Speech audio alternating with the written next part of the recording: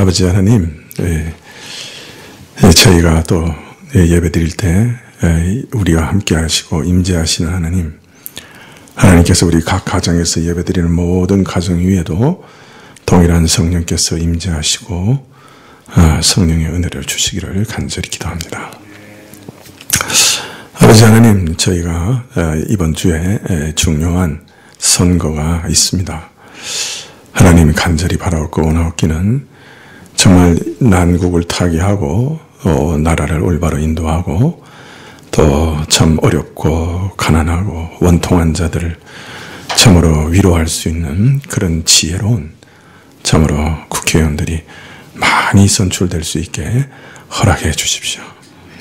아버지 하나님, 그래서 한 사람의 지혜가 온 나라를 살릴 때가 있고 또 한 사람의 폐괴한 악한 꾀가 온 나라 수많은 사람들의 생명을 앗아가는 그런 일도 있사오니 하나님, 참으로 올바롭고 의롭고 선한 자들이 참으로 많이 당선돼서 이 나라에 좋은 법들을 만들어가고 좋은 정치를 만들어갈 수 있도록 도와주시기를 간절히 기도합니다. 주님, 무엇보다 참으로 승자와 패자가 있을 것이나 참 승자가 패자를 참으로 포용하는, 안아주는 그런 정치가 되게 해주시고, 주님, 더 이상 국론이 분열되어 나라가 여러 갈래로 갈라지는 참으로 그것이 고착화되는 그런 일이 없도록 주께서 크게 긍휼을 베풀어 주시옵소서. 누가 당선이 되든 참 앞날에 기다리고 있는 것은 가시밭길이요, 참으로 큰 경제적인 또한 참으로 보건적인 위기 앞에서 그것을 타개하는 것이 쉽지 않을 것입니다. 하나님께서 선출되는 자들을 한 사람 한 사람 붙들어 주시고 주의 지혜와 능력을 베풀어 주셔서 선출된 자들이 참으로 어리고 어리석어서 나라를 엉뚱한 대로 멸망하는 대로 이끌어가는 자들이 되지 않고 하나님의 진노의 도구가 되지 않고 참으로 이 나라를 올바로 인도하는 하나님의 긍휼과 자비의 도구들이 다 될 수 있도록 저들 한 사람 한 사람에게 힘 주시기를 간절히 기도드립니다. 이런 일을 위해서 하나님께서 모든 참 이 민족의 각 사람마다 마음을 인도하시는 주여, 마음을 인도해 주시기를 원하고 현명한 결정할 수 있게 해주시고 눈을 열어 올바른 사람들을 볼 수 있게 해 주시옵소서. 주님께서 모든 것을 주관해 주시기를 구하옵고 의타하오니 사람의 마음을 움직이시는 주여, 남은 기간 동안에도 주께서 역사하여 주시옵소서. 주님, 참으로 이 나라의 코로나 바이러스가 점점 쇠약해지게 해주시고 저희가 자유롭게 생활할 수 있는 날이 속히 올 수 있도록 그 기간을 단축시켜 주십시오. 저희가 참으로 인내가 바닥나지 않도록 도와주시기를 원하고 각 가정마다 부모와 또 자녀들 안에 알력이 생기지 않고 또 그 가운데 더 깊은 사랑으로 하나 되고 연락되는 기회가 되게 하여 주시옵소서. 아버지 하나님, 공부하는 자녀들, 특별히 고3 학생들, 또 새로 학교를 들어가는 입학하는 입학생들 불쌍히 여기시고 저들을 도와주시고 참 학교 생활 같지 않는 시작 가운데서도 주님 알차게 시작하고 잘 준비할 수 있도록 도와주시옵소서. 여러 가지 연약함으로 또 육신의 질병으로 하나님께 기도하는 자들이 많이 있사오니 하나님께서 그 치료를 주시기를 원하고 기적 같은 치료를 주시기를 구하고 사람이 할 수 없는 것 하나님이 치료하시기를 간절히 기도합니다. 저희가 또 참 헌물을 인터넷으로 또 이렇게 드리는데 하나님, 그러나 그 모든 헌물이 하나님께 우리 자신을 드리는 것을 잊지 않고 헌물 드리게 하옵시고 저희의 찬양과 기도와 또 말씀을 주관하여 주옵소서. 예수님의 이름으로 기도합나이다. 아멘.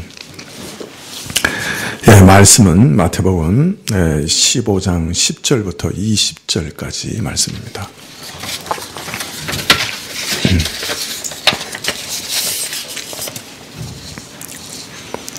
마태복음 15장 10절부터 20절, 신약 25쪽입니다.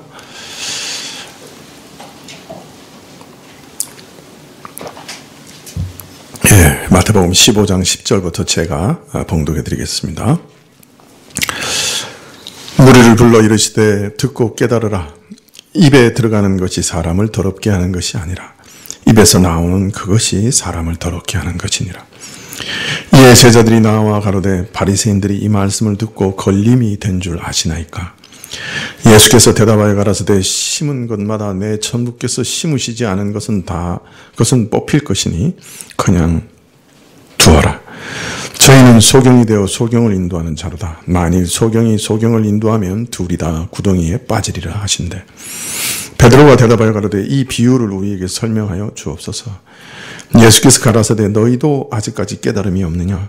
입으로 들어가는 모든 것은 배로 들어가서 뒤로 내어버려지는 줄을 알지 못하느냐. 입에서 나오는 것들은 마음에서 나오나니 이것이야말로 사람을 더럽게 하느니라. 마음에서 나오는 것은 악한 생각과 살인과 간음과 음란과 도적질과 거짓 증거와 회방이니 이런 것들이 사람을 더럽게 하는 것이요 씻지 않은 손으로 먹는 것은 사람을 더럽게 하지 못하느니라.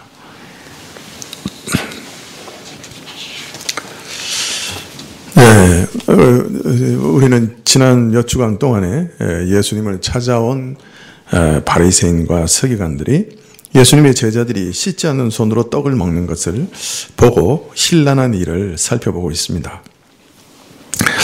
예수님을 찾아온 바리새인과 서기관들은 자기들이 물려받은 장로들의 유전을 근거로 제자들이 떡 먹을 때 손을 씻지 아니한다고 비난하였지만, 그러나 여기서 이 손을 씻지 않는 손으로 떡을 먹는 것에 대한 비난은 단순히 손을 씻고 안 씻고의 문제가 아니라 사실은 더 넓은 차원, 더 깊은 차원의 문제에 대한 논쟁을 내포하고 있는 것이었습니다.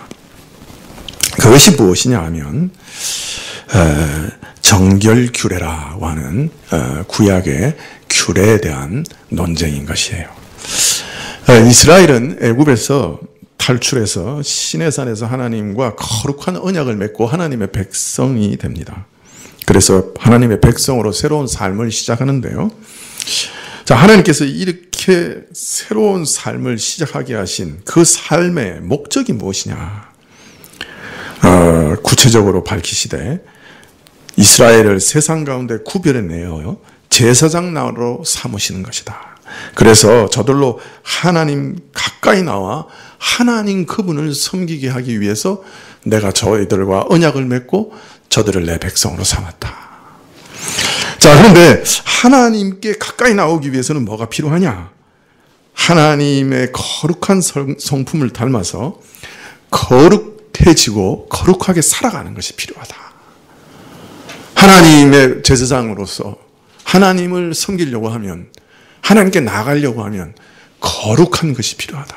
성결한 것이 필요하다. 자, 그래서 그 성결을 위해서 하나님께서는 이스라엘에게 율법을 주어서 지키게 하셨어요.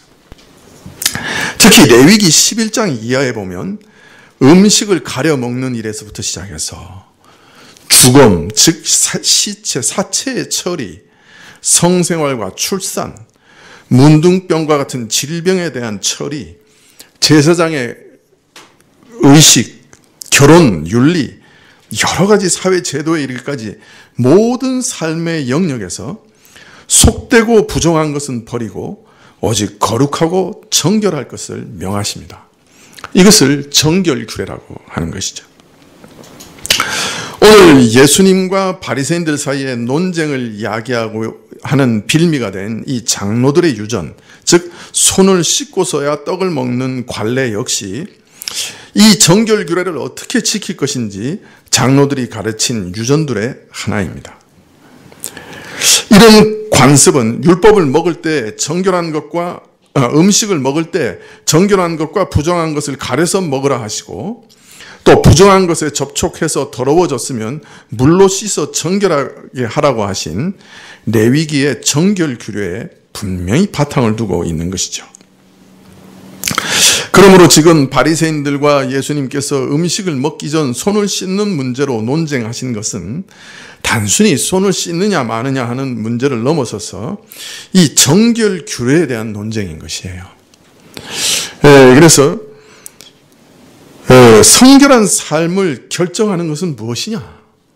과연 손을 물로 씻고 깨끗한 손으로 먹는 그것이 사람으로 정결케 하느냐? 우리가 성결에 이르게 되는 것은 어떻게 해야 이르게 되는가? 성결한 삶이란 도대체 무엇인가? 이런 물음과 관련된 논쟁인 것이죠. 오병이의 기적을 통해서 사람은 무엇으로 사는가? 단지 그냥 음식 먹는 그 떡으로만 사는 것인가? 아니면 예수 그리스도의 그 주시는 영원한 생명으로 사는 것인가? 하는 것에 대한 것을 밝히셨다고 하면 오늘 이 손 씻는 일로 논쟁하는 것을 통해서는 우리는 어떻게 하나님께 거룩하게 되는가? 어떻게 성결한 삶으로 살 수 있는가? 성결이라는 건 도대체 뭐냐? 하는 것에 대한 것을 드러내시는 말씀인 것이죠. 먼저 바리새인과 서기관들은 이런 정결 규례를 지킬 때 장로들의 유전들을 하나님의 말씀과 동일한 권위를 가진 것으로 믿으면서 그 장로의 유전들을 따라 이 행위를, 정결 규례를 잘 따라 행하면 자신들이 성결하게 된다고 믿었던 것이에요. 그러나 예수님께서는 그처럼 장로들의 유전은 하나님의 말씀이 아니며 오히려 장로의 유전을 따라 정결 규례를 지키는 것은 그 정결 규례의 참뜻대로 지키는 것이 아니며 그 참뜻에서 멀리 벗어나 있을 뿐 아니라 하나님의 뜻을 오히려 짓밟는 것이 된다고 확언하셨던 것이에요. 그리고 이처럼 장로들의 유전이 하나님의 뜻에서 멀리 벗어나게 된 원인에 대해서 말씀하시기를 이사야 말씀을 인용하여 마음이 없으면서 마치 연극하는 배우가 연기를 하듯이 경건을 연기하는 위선으로 말미암아 정결 규례를 통해서 가르치시고자 하는 참 뜻에서는 멀어지고 그 본질에서는 멀어지고 오로지 형식에 집착하는 가식만 남았다. 그렇게 말씀하시고 또 이처럼 마음은 없는데 겉만 꾸미려고 하니 자연히 모든 일에 있어서 편의에 따라 적당히 하나님의 계명을 범하고 짓밟는 그런 신앙 전통이나 규례를 만들어내고 그것으로 하나님을 경배한다고 하니 이것은 참으로 헛된 경배가 되고 말았다. 그렇게 말씀하셨던 거죠. 이어서 예수님께서는 무리를 가까이 부르사 부정함을 물로 씻는 정결 규례에 대한 장로들의 가르침이 어디서 어떻게 잘못된 것인지 더 깊이 가르치십니다. 오늘 말씀 10절에 보면 무리를 불러 이르시되 듣고 깨달으라. 입에 들어가는 것이 사람을 더럽게 하는 것이 아니라 입에서 나오는 것이 사람을 더럽게 하는 것이니라. 사실 하나님 앞에서 자신을 정결하고자 하는 마음의 소원 자체는 잘못된 것이 아니라 오히려 반드시 있어야 되는 것이죠. 내가 하나님 앞에 참 정결하고 싶다. 그건 올바른 소원이죠. 그래서 신자는 자신을 더럽히지 않도록 조심해야 되고 정결함을 유지하기 힘써야 하고 만일 자신이 더럽혀졌다고 하면 다시 깨끗하게 되어야 합니다. 그래서 구약의 정결 규례에도 보면 알게 모르게 자신을 더럽힌 경우 어떻게 더러움을 제거하는가, 어떻게 하면 성결을 다시 회복하는가 하는 것을 가르치셔요. 그래서 제사를 드리게 하고 물로 몸을 씻고 옷을 빨고 그릇을 씻는 등의 규례를 가르쳤습니다. 이것은 바로 부정한 자가 다시 정결하게 되는 은혜의 수단들이었죠. 그래서 이들은 몸을 부지런히 씻고 옷을 빨고 이렇게 했던 거죠. 그러나 문제는 저들이 입으로 들어가는 것이 사람을 더럽게 하는 것이 아니라 입에서 나오는 그것이 사람을 더럽게 하는 것이다 하는 것은 알지 못했다는 거예요. 그러니까 이게 무슨 말이냐?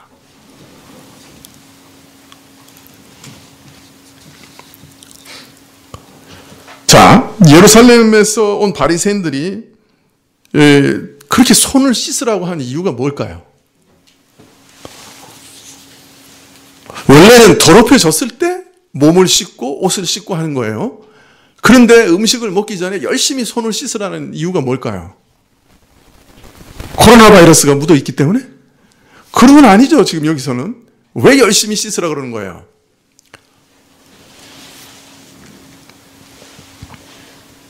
혹시 내가 시장 같은 데 가다가 부정한 사람하고 부딪혔어. 그럼 어떻게 돼? 손이 부정하단 말이에요. 그 부정한 손으로 떡을 먹으면 어떻게 돼?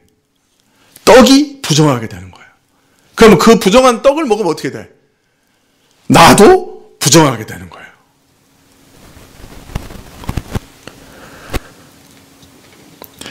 그래서 손을 깨끗이 씻는 정결 의식을 하지 않고 떡을 먹다가 그 떡도 부정하게 만들고 그 부정한 음식을 먹어서 나 자신까지 더럽혀질까봐 그렇게 손을 열심히 씻은 거예요.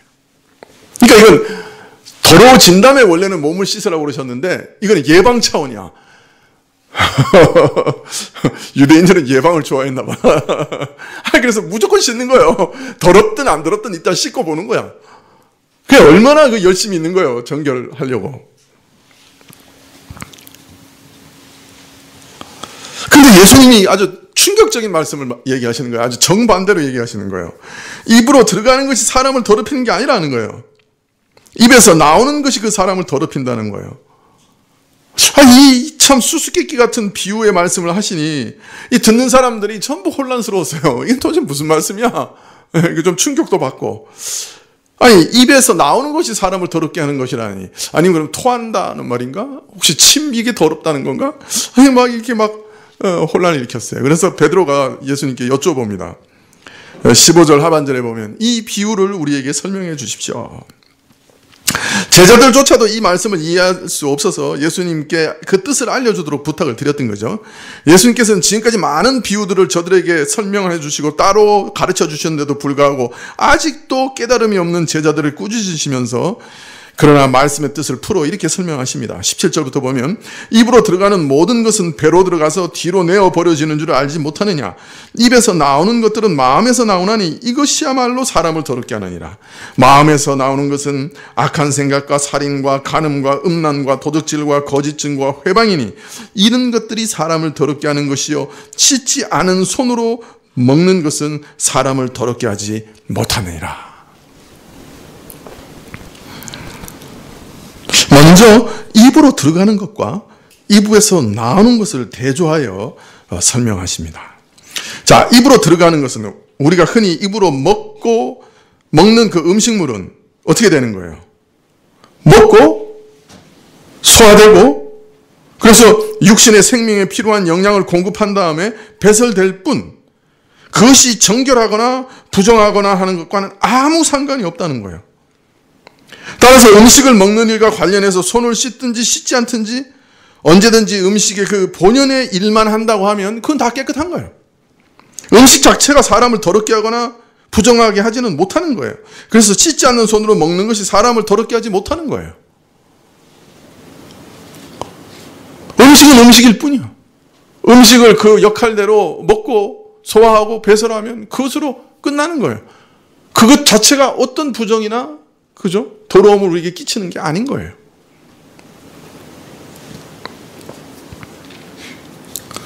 반면에 입에서 나오는 것이라는 말은 사람의 마음에서 나오는 모든 것을 가리키기 위해서 사용하신 겁니다. 사람 마음에서 나오는 것이다. 입에서 나오는 건 사람 마음에서 나오는 거다. 이것은 음식물을 토해내는 것 그런 거하고 상관없는 거예요. 실제로 우리 입에서 나오는 말을 이런 것을 가리키는 거죠. 또 말뿐만 아니라 마음에서 생겨나는 그래서 밖으로 표현되는 모든 것을 가리켜 입에서 나오는 것이라고 말씀하신 겁니다. 통상 사람은 자기 마음속에 있는 것이 말 속에 나타납니다.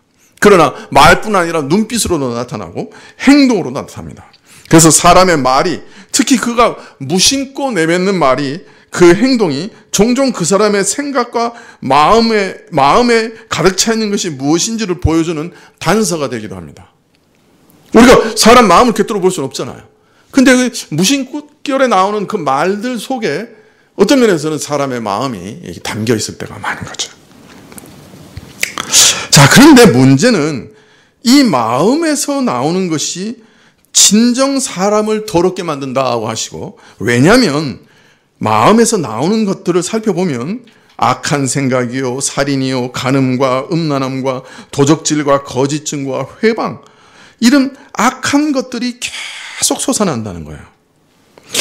왜 마음에서 이런 악한 것들이 계속 솟아나느냐? 바울은 로마서에서 모든 인간은 예외 없이 아담의 원죄 아래 태어나며 그래서 죄에 오염된 채로 태어난다고 말합니다. 그래서 모든 사람들은 한 사람도 예외 없이 다 악하며 마음이 다 부패했다고 말씀합니다. 어거스틴은 아이가 태어나자마자 젖을 빠는데 한 입으로는 젖을 빨면서 다른 한 손으로는 엄마의 젖을 붙드는 것을 보면서 아이가 태어나자마자 그 순간 젖을 먹는 순간에도 이미 악하다 이렇게 생각했습니다.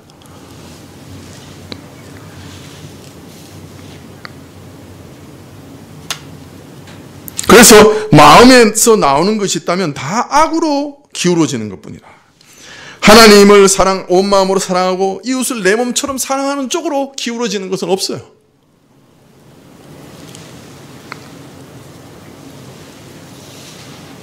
이것과는 정상반된 악한 생각, 살인, 간음, 음란, 도둑질, 거짓 증거, 회방 이런 것들이 마음에서 넘쳐나와서 입과 행동으로 표출되는 것이에요. 자, 우리 마음이 이처럼 부패하였기 때문에 여기서 쏟아져 나오는 것들이 다 사람을 더럽게 하는 것이에요. 즉 이런 악한 마음에서 쏟아져 나오는 죄된 생각과 말과 행위가 사람을 더럽게 하는 결정적인 요소라는 것입니다. 이처럼 정결함과 부정함은 인간의 내적인 문제라, 음식과 같은 외적 문제가 아니라 마음에 있는 그것이 우리 삶이 성결한지 아닌지를 결정하는 것이라는 거예요. 자, 그런데 그러면 왜 구약에서는 이건 먹지 말라, 이것은 먹어라, 이렇게 씻어라, 이 병은 이렇게 부정한 거다, 이거 왜 이렇게 가르쳤느냐 말이에요.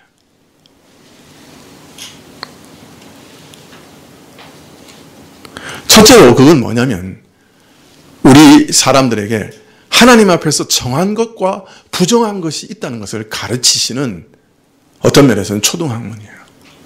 이 땅의 것을 가지고, 이 땅의 물질적인 걸 가지고 하나님 앞에서는 이렇게 더러운 것과 성결한 것이 있다. 그 영적으로도 그런 것이 있다 하는 것을 가르치신 거란 말이에요. 여러분 요새 강아지 많이 키우시죠? 그죠? 근데 이렇게 저도 강아지 참 좋아하거든요. 제가 엄청 좋아합니다, 강아지를. 근데 키울 자신이 없어서 못 키웁니다. 그만큼은 안 좋아하나 봐요. 그런데 지나가는 강아지가 예쁘면 저는 그냥 지나가는 법이 없습니다. 항상 쳐다봅니다. 그러고 가서 막 쓰다듬어도 주기도 하고 그럽니다. 아내는 이 큰 개를 좋아합니다. 그 자기보다 더 큰 덩치 있는 개를 봐도 되게 용감해요. 가서 이렇게 싹 쓰다듬어 그럽니다. 엄청 용감합니다. 저는 무서워서 이렇게 뒤로 물러서도 아내는 또 이상한 용기가 있습니다. 근데 가만히 보면요, 강아지 중에 자기가 막 주인을 끌고 가는 놈이 있는데 어떤 놈은 주인이 끌고 와도 안 가려고 막 사지를 갖다 이렇게 땅에 메고 그냥 버티는 놈들이 있습니다. 그 아파트 진흙 막 있는데 이렇게 막 사지를 버티고 가면 어떻게 됩니까? 온 몸이 그냥 누렇게 변합니다. 그거 볼 때마다 참 주인이 참 개 키우는 것도 힘들겠다. 저거 데리고 가면 또 씻어야 되잖아. 그런 생각이 듭니다. 여러분, 강아지가 맨날 막 침대 위도 올라오고 막 혀로 핥고 그러는데 그 몸에 진흙, 그것뿐만 아니라 지가 배설한 오줌, 똥 막 묻혀가지고 팍 나보고 좋다고 와서 막 안기면 여러분 좋습니까? 싫습니까? 어때요? 은수 어때? 싫지? 하나님이 그런 걸 이렇게 예로 들면서 구약 성도들이 가르쳐 주신 거예요. 자, 개도 이렇게 더럽고 똥 오줌 묻고 이렇게 막 진흙이 진흙투성이면 너 침대에 올라오는 게 좋겠냐? 얘가 안아달라고 하면 네가 안아주겠냐? 아니지. 그것처럼 죄가 이렇게 더러운 거야. 그러니까 사람에게는 하나님께 이렇게 하나님 보실 때도 이게 똥 묻은 개처럼 더러운 때가 있고 모욕한 개처럼 깨끗할 때가 있는 거야. 요걸 가르쳐 주시는 게 정결그래예요. 요렇게 가르쳐 주시는 게. 자, 그러니까 물로 아무리 씻는다고 해서 사실 정결하게 되는 거 아니에요. 어떤 면에서는. 그런데 하나님 앞에서 이런 부정함과 정결함이 있으니까 내적인 정결함을 추구하라는 거예요. 이 외적으로 물로 씻으면서도 그걸로 끝나면 안 되는 거예요. 하나님, 정말 내가 정결하게 되고 싶어요. 하나님, 내 마음이 정결하게 되고 싶어요. 깨끗하게 해주세요. 이렇게 제사 지낸다고 해서 그 자체가 무슨 정결함을 주는 게 아니에요. 그러나 하나님, 정말 나로 정결하게 해주세요. 이런 내 마음까지 정결하게 해달라는 그런 열정으로 그 정결 규례에 참여하기를 원하셨던 거예요.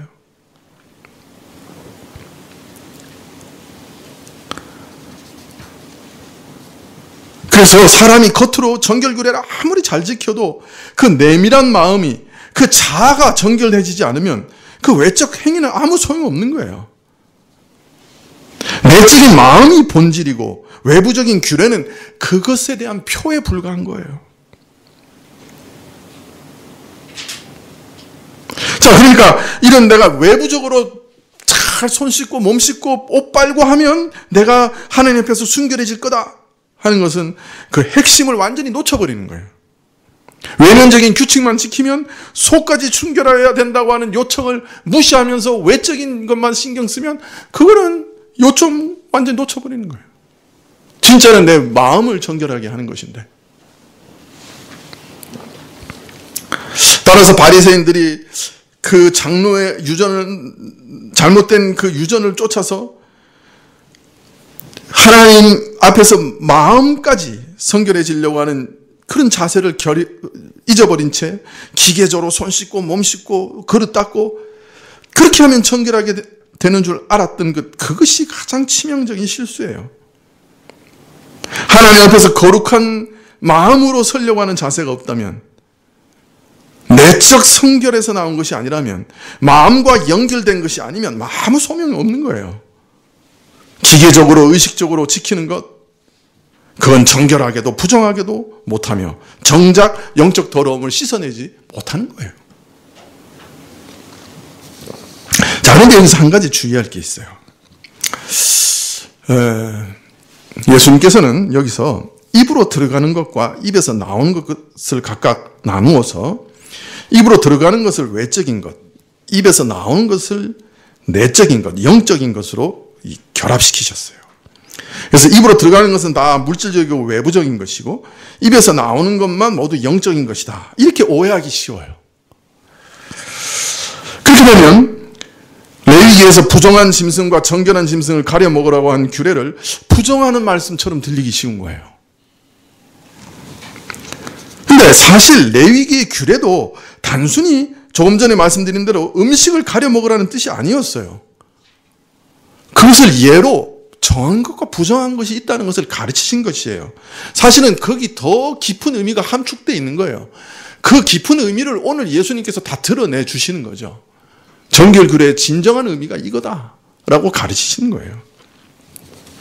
사실 오늘 말씀의 원리는 입으로 들어가는 것이나 입에서 나오는 것이나 다 같이 적용할 수 있는 원리예요.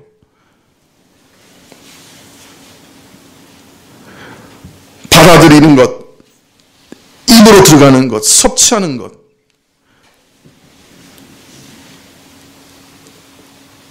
또 물질적이고 외부적인 것, 이런 것들도 반드시 마음과 연결되어 있어야 하는 것이죠. 마음을 담고 있지 않으면 아무 의미가 없는 거예요. 여러분, 우리가 밖에서 받아들인다고 하는 것도 음식만 받아들이는 거 아니에요, 사실은. 우리가 살아갈 때요, 음식만으로 살아가지 않아요. 그러면 그냥 애들 그냥 밥만 먹이지 말라고 교육을 시킵니까? 우리는 지식도 받아들이고 철학도 받아들이고, 그죠? 문화도 받아들이고, 다른 사람의 생각도 받아들이고, 영적인 것도 받아들이는 거예요. 근데 그 받아들일 때 매우 조심해야 돼요. 왜 조심해야 되냐? 어떤 것은 우리 생명을 살려주고 영생에 도움이 되고 생명의 양식이 되는 것들이 있어요. 우리 안에. 어떤 생각, 어떤 사상, 어떤 말씀, 그죠? 그런 것들이 있어요. 도움이 되는 것이 정말 있어요. 정령. 근데 어떤 생각들은 독이에요. 독. 그걸 계속 받아들이고 그걸 내가 진짜로 섭취하고 내가 그걸 진짜 인정하고 그걸 따라가면 그거 죽는 거예요. 오늘날 이 바리새인들이 장로의 유전을 쫓아가던데 그거 계속 받아들이면 그거 죽는 거예요. 여러분, 부모님들이 왜 우리 자녀들에게 그 친구 사귈 때 조심해라, 친구도 가려서 사귀어야 된다, 왜 자꾸 그렇게 얘기하는 줄 아세요? 그 친구가 나쁜 생각을 불어넣어 줄 수가 있어요, 우리한테. 잘못된 생각, 독이 되는 생각을 불어넣어 줄 수가 있어요. 믿음을 무너뜨리는 생각을 우리에게 불어넣어 줄 수 있는 거예요. 너 나하고 같이 놀자. 너 나하고 같이 행동하자. 귀중한 시간을 완전히 뺏어버리는 일을 할 때도 있어요. 공부해야 되는데, 시험 공부해야 되는데, 야, 지금 게임 4명이서 하는데 1명 모자라. 너 와야 돼. 그래서 조심하라는 거예요. 독이 될 수가 있기 때문에. 그래서 우리가 외부에서 받아들이는 모든 것도 조심해야 되고 내 마음속에서 나오는 모든 것도 조심해야 되는 거예요.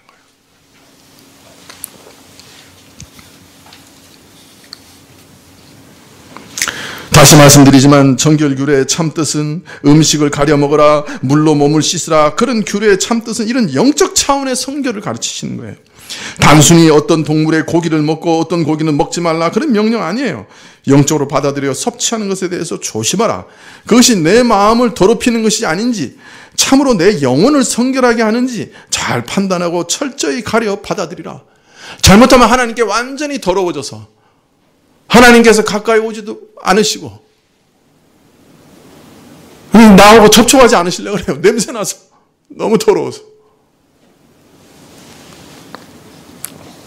다른 말로 말하면, 쉽게 말하면 죄를 먹고 마시지 않도록, 그리고 죄를 너가 토해내지 않도록, 죄가 너를 더럽게 하지 않도록 조심하라, 그 말인 거예요. 성결규례는 바로 그걸 가르치는 거였어요. 죄라는 것이 너를 이렇게 더럽히는 거다.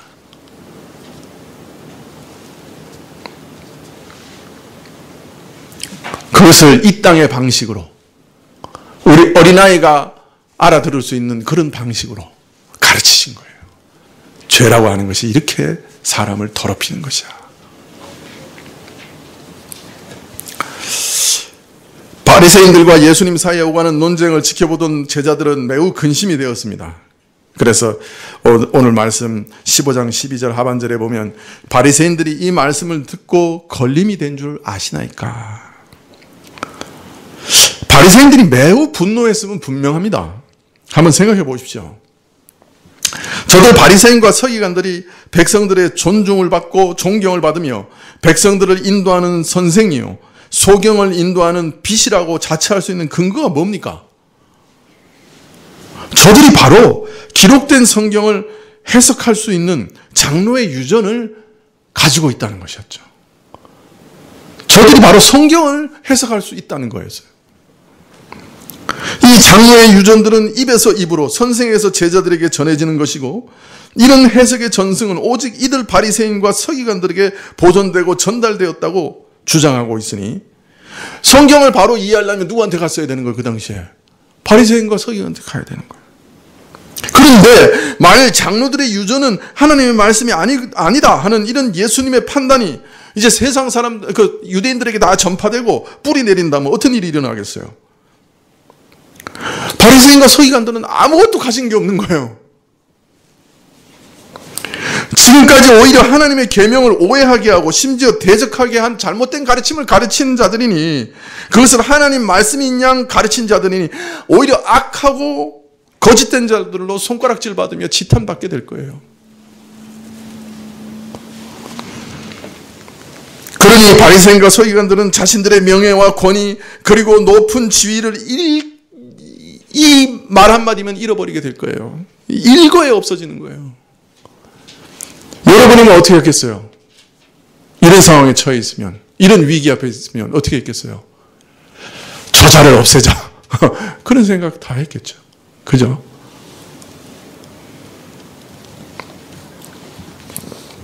자, 제자들이 이런 염려에 대해 예수님의 태도는 오히려 매우 단호하셨습니다. 심은 것마다 내 천부께서 심으시지 않은 것은 뽑힐 것이니 그냥 두어라. 저희는 소경이 되어 소경을 인도하는 자다. 만일 소경이 소경을 인도하면 둘이 다 구덩이에 빠지리라. 하나님께서 친히 심지 않으신 것은 반드시 뽑혀야 하고 또 그냥 내버려 두어도 반드시 뽑힐 거라고 말씀합니다. 하나님께서는 그의 교회를 보호하시는 분이시기 때문에 하나님께서 심지 않으신 것, 하나님의 말씀이 아닌 것, 사람의 가르침에 불과한 것은 그의 참된 교회에서 반드시 뽑아내신다는 거예요. 뽑아내야 하고 뽑아내실 것이라는 그런 말씀입니다.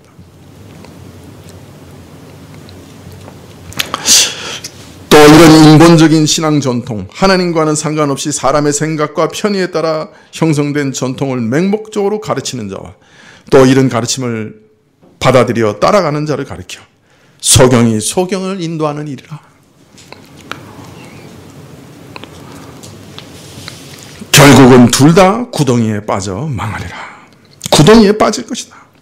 스스로는 율법의 선생으로 자처하지만은 하나님의 말씀에서는 거리가 먼 그 신앙 전통을 가르치는 자들과 또 이런 자들의 말을 듣고서 거짓을 진리로 착각하고 믿는 자의 형편이 이렇게 될 것이다. 둘 다 망하는 불행으로 끝날 것이다 라고 말씀합니다. 가르친 자의 책임은 더욱 크고 심각할 것이지만은 그러나 잘못된 가르침을 듣고 따르는 자들 역시 구덩이에 빠지는 것은 마찬가지다. 멸망하는 것은 마찬가지다. 이렇게 말씀하고 계시는 거예요. 예, 말씀을 마치려고 합니다만은 오늘 말씀에 보면 예수님께서 정결 규례의 참뜻을 밝히시되 너희를 더럽게 하는 것이 죄이니 죄를 피하고 하나님의 거룩하심을 닮아라. 이것이 정결 규례의 참뜻이다. 이렇게 가르쳐 주십니다. 그러나 이렇게 정결하려고 하는 자들에게 가장 심각한 문제는 마음의 부패다. 마음이 악하여 마음에서 나오는 것이 악한 생각과 살인과 간음과 음란과 도둑질과 거짓 증거와 회방 등이니 이 마음이 문제다.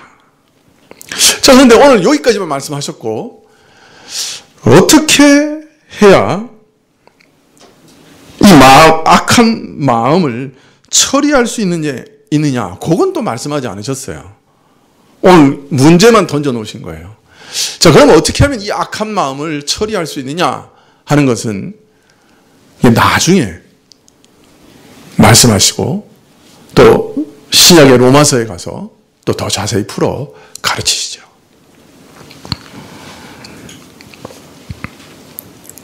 사실 우리 인간의 마음이 어떻게 성결해질 수 있는가, 이것을 심각한 문제로 여기지 않는 사람이 있다고 하면 그는 그 마음이 얼마나 부패했고 문제가 많은지 잘 모르는 자들이고, 마음이 성결해지려고 하면 주신 율법과 규례를 잘 지키면 된다고 하는 사람이 있다고 하면 그 사람은 사람 내면에 은밀하게 숨어있는 사악함의 깊이를 아직 보지 못한 사람이라 생각할 수밖에 없을 겁니다. 예수님께서 오늘 말씀하신 죄악들은 물론이요, 그 밖에 여러 수없이 많은 죄악들을 우리는 마음에 품고 살아가며 또 밖으로 행하기도 하는 사람들입니다. 자, 그런데 문제는 우리 마음에 이런 것들이 자리 잡고 있으면 하나님 보시기에 더러워요. 하나님 보시기 깨끗하지 않아요. 그래서 우리는 하나님께 나아갈 때 마음 밑바닥까지 깨끗해질 필요가 있는 거예요. 자, 그런데 인간의 마음은 어떻게 성결해질 수 있는가? 이런 의미에서 십자가를 앞두고 예수님께서 제자들의 발을 씻으신 일이 굉장히 뜻깊은 일이라 할 수 있습니다.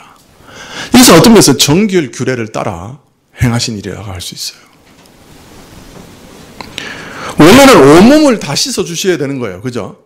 정결 규례를 따르면 온몸을 다 씻는 거예요. 더럽혀진 자. 근데 너희는 나를 믿는 거로 온몸이 다 깨끗하기 때문에 다 씻을 필요가 없다고 그러시는 거예요. 아주 획기적인 얘기를 하세요. 원래는 다 씻어야 되는데 정결 규례를 따르면 너희들은 나를 믿고 따르는 너희들은 온몸이 다 깨끗하기 때문에 더 이상 온몸을 씻을 필요가 없다는 거예요. 그것도 놀라운 말이에요. 그리고 나서 말씀하시기를 너희는 발만 씻으면 된다. 이렇게 얘기하세요. 먼저 십자가를 앞두고 제자들을 정결 규례를 따라 물로 씻으신 것은 하나님 앞에서 사람을 더럽게 하는 가장 중요한 문제, 그 죄의 문제를 십자가의 죽음으로 처리하실 수 있다 하는 것을 보여주시고, 이 죄를 제거하는 십자가의 죽음이야말로 죄를 씻어 정결케 하는 신령한 물이다라고 하는 것을 간접적으로 보여주고 계시는 거예요.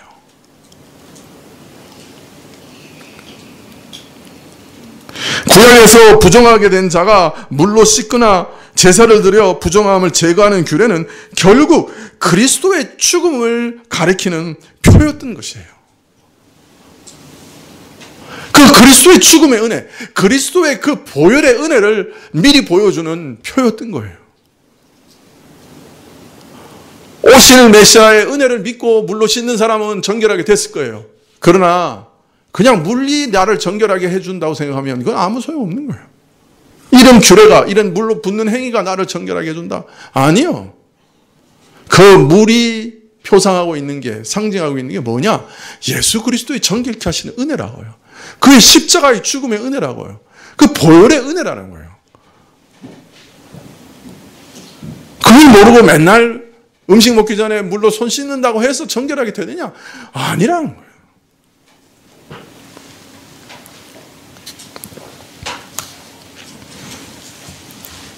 예수님께서는 자신의 십자가의 죽음과 부활을 통해 인간의 이 깊은 불결에 대한 치료책을 마련하신 거예요. 우리를 위해 죽으시고 부활하신 예수님을 믿는 자들은 정결하게 되는 은혜를 얻는 거예요. 온몸이 다 정결하게 되는 거예요. 예수님께서 우리를 의롭게 하셨고 우리를 예수님만큼 정결케 하세요. 예수님 믿는 순간에 온몸을 깨끗하게 하시는 거예요.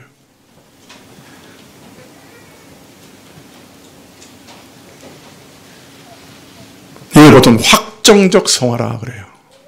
예수님 믿는 순간에 우리는 완전한 의인이 되고 예수님 믿는 순간에 우리는 예수님만큼 정결하게 되는 거예요. 온몸이 깨끗해지는 거예요.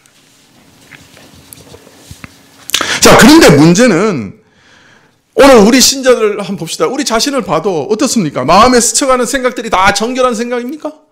마음에 자리 잡고 있는 것이 다 거룩합니까? 우리의 말과 행동이 다 하나님 받으실 만한 겁니까? 아니요, 아니요. 다 더러워요, 어떤 면에서.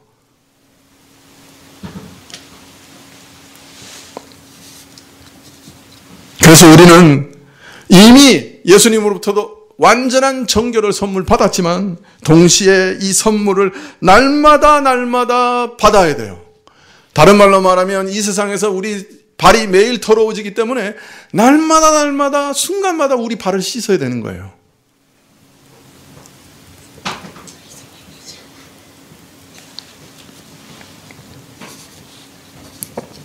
네, 오늘 부활주일입니다. 그죠?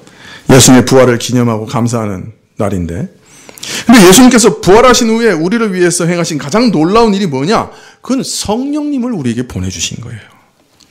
성령님은 예수님이 이루신 모든 은혜를 우리에게 적용시켜 주시는 분이에요. 그래서 성령님께서는 예수님께서 우리를 성결케 하시는 그 은혜를 오늘도 날마다 우리에게 적용시켜 주시는 분이에요. 예수님을 믿어 구원을 얻게 하신 성령님께서는 이제 구원받은 신자들 안에서 역사하시며 인격의 가장 깊은 곳, 마음의 가장 깊은 곳까지 거룩하고 성결하게 만들어 가시는 거예요.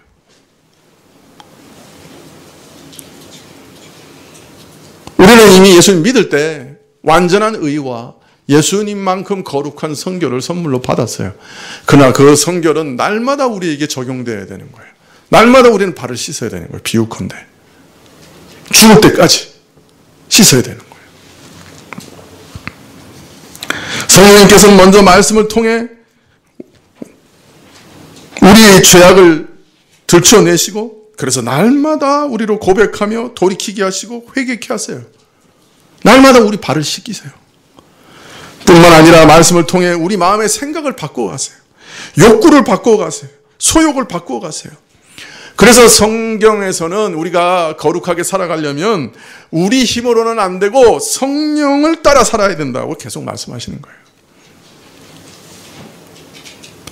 우리 신자고 또 사실은 예수님과 연합해서 옛사람은 죽고 이미 새 사람은 살아난 사람이지만, 그러나 새 사람으로 살기 위해서는 성령의 인도하심을 따르는 방식 외에는 새 사람으로 사는 방식이 없어요.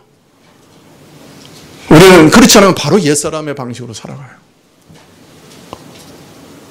이걸 가르치는 데가 참 없어요.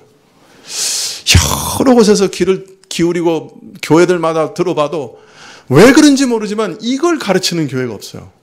여러분 주의 깊게 잘 기억해 놓으세요. 우리 교회에서 다음번에 누군가를 목회자로 세울 때 제일 중요한 것은 이 사실을 잘 아는 사람을 세워야 돼요.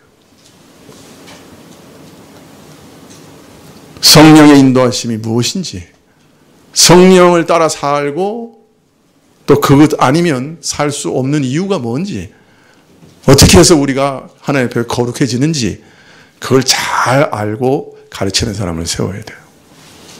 왜냐하면 오늘날 그게 없기 때문에 그래요. 이 땅의 교회들 안에. 그저 예수님 말씀 잘 따라 살면 되는 줄 알아요. 네, 열심히 그렇게 따라 살려고 하면 반드시 진짜 해본 사람은 오라 곤고한 사람이로다. 누가 이 사망의 몸에서 나를 건져내랴라는 결론에 이르게 돼요. 그 바울이 그렇게 가르쳤어요. 그가 신자든 아니든 하나님의 말씀을 따라 살려고 열심히 노력하면 결론은 그거예요. 오라 공고한 사람이로다. 이 사망의 몸에서 누가 나를 건져내랴. 이 부정함에서 누가 나를 건져내랴. 거기 이른다고요. 그러나 예수님께서 우리를 완전히 다 용서해 주셨고 우리를 예수님만큼 거룩하게 해주신 것을 믿어야 돼요. 그러나 그 거룩함이 내게 적용되고 내가 그것을 누리게 하시는 것은 성령이세요. 그래서 성령을 따라 살아라. 그렇게 말씀하시는 거예요. 성령이 나를 인도하신다. 성령이 내 안에서 새로운 소욕을 일으키신다. 계속 그렇게 가르치시는 거예요. 그러므로 우리는 우리를 위해 죽으시고 부활하신 예수님께 오늘도 우리로 성령을 충만하게 해주시도록 기도해야 합니다.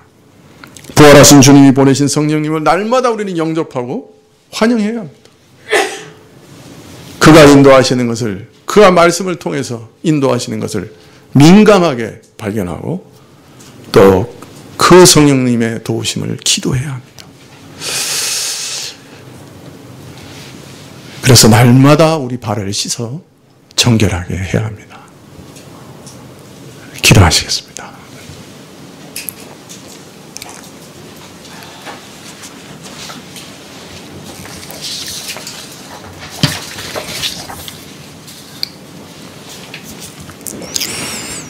아버지 하나님, 참 저희가 원래 부정한 자로서 하나님의 존전에 나갈 수 없는 자였습니다. 그래서 구약의 성막에서도 커튼으로 다 가려져 있었습니다.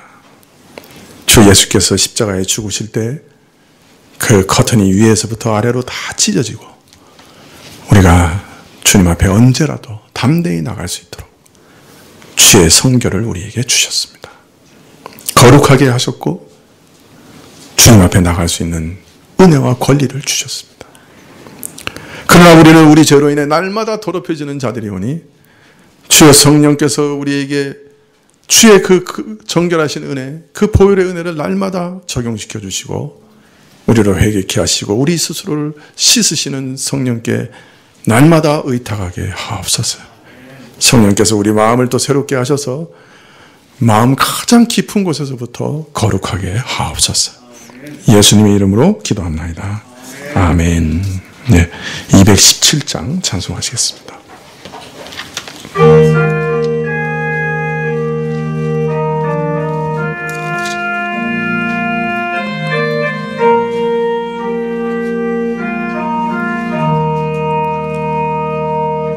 주님의 뜻을 이루소서.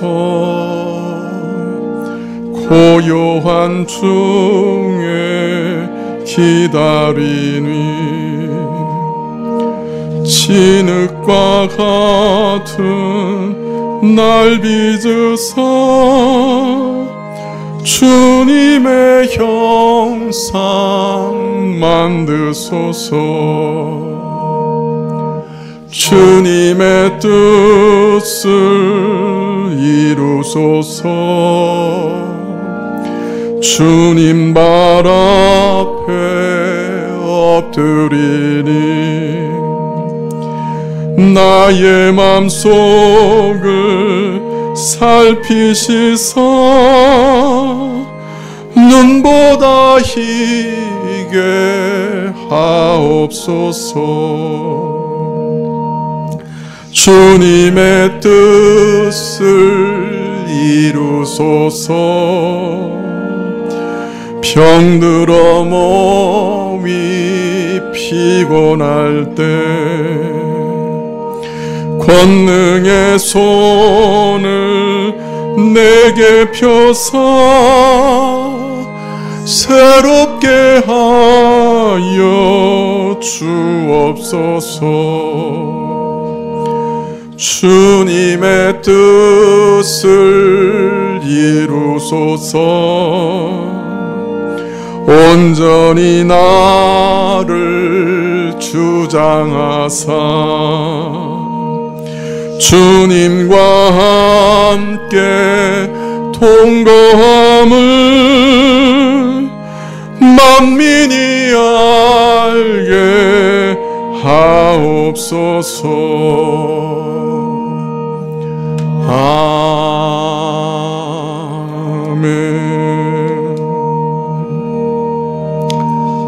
지금은 우리 주 예수 그리스도의 은혜와 하나님 아버지의 그 크신 사랑과 이 은혜와 사랑을 깨닫게 하시고 누리게 하시는 성령님의 교통하시고 역사하심이 성령님의 도우심을 따라 수소 정결케 하며 하나님 앞에 나아가 하나님을 섬기며 하나님과 동행하기를 원하는 모든 머리 숙인 주의 백성들을 위해 지금부터 영원까지 함께 계실지어다.